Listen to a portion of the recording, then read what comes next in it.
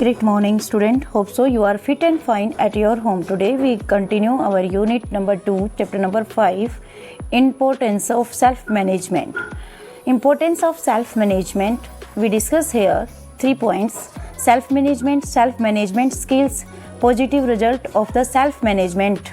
Now next is self-management. So we discuss here self-management. Self-management is a managing yourself, achieve the predetermined task or goal that you have set for yourself by regulating your action, organizing your time, being accountable for your decision. Means जो self management है, अपने आप को achieve करना, pre determine करना उस task के लिए, उस गोल के लिए, अपनी जो एक्शंस हैं, ऑर्गेनाइजिंग टाइम है, आपकी टाइम मैनेजमेंट है, उसको प्रॉपर गोल के अकॉर्डिंग सेट करना, that is self management.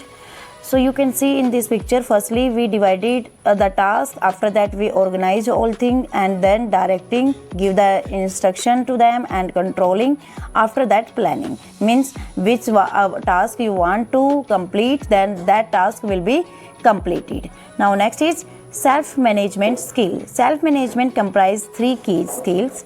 First is initiative, second is organization, and third is accountability. So we will discuss one by one.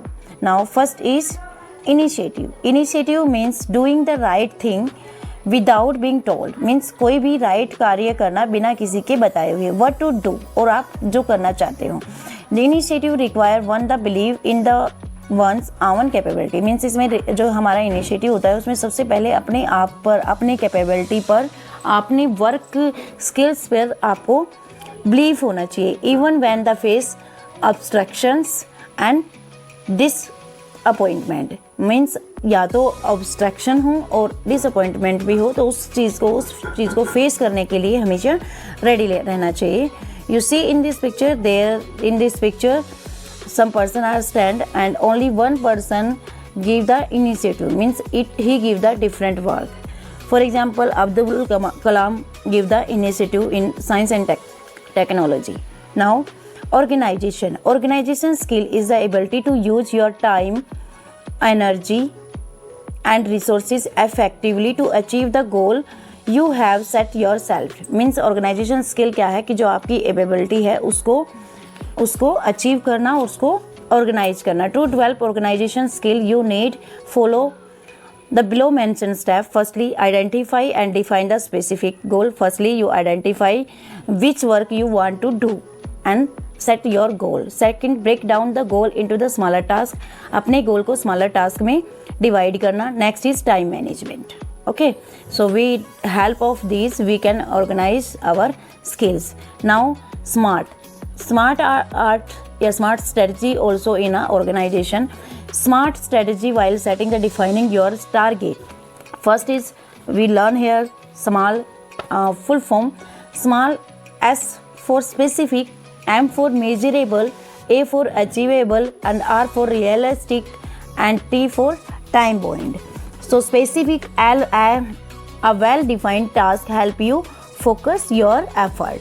Okay, so that is specific. Next is measurable. A goal without a measurable outcome is like a sport competition without a scoreboard. Means आपको उसको measurement जरूर करनी चाहिए कि आपने जो गोल करना था किस टाइम में करना था, किस अकॉर्डिंग करना था.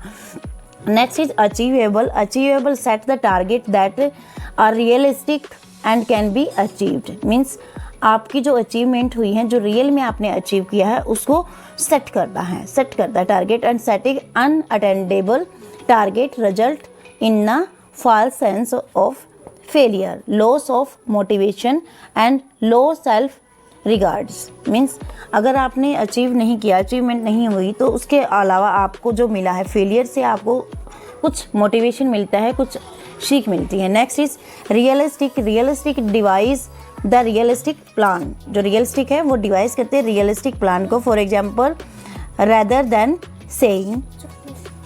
Next is time bound.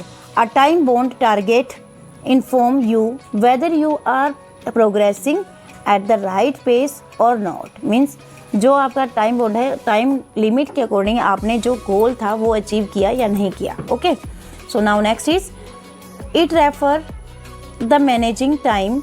Next is our time management. It refers the managing the time effectively, that the right time is allocated to the right activity. Planning means जो टाइम मैनेजमेंट है, time के according right activity को manage करना.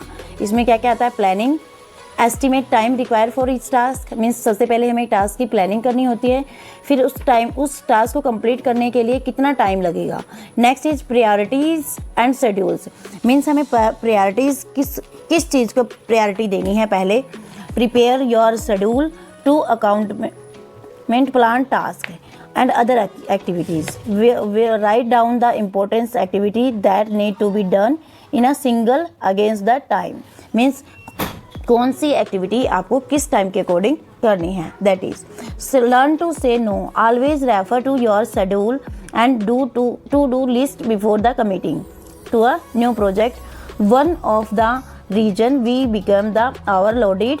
अगर हम overloaded हैं और दूसरा भी काम हम ले लेते हैं तो उस केस में आपको नो कहना भी सीखना चाहिए. Next is sending the right time on right activity.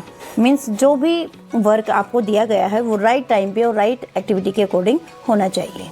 Okay, so next is our, you can see in this picture, there is a first is information continuously moving, and that is a time, and that is a knowledge enhance very slowly, and time speed is then more.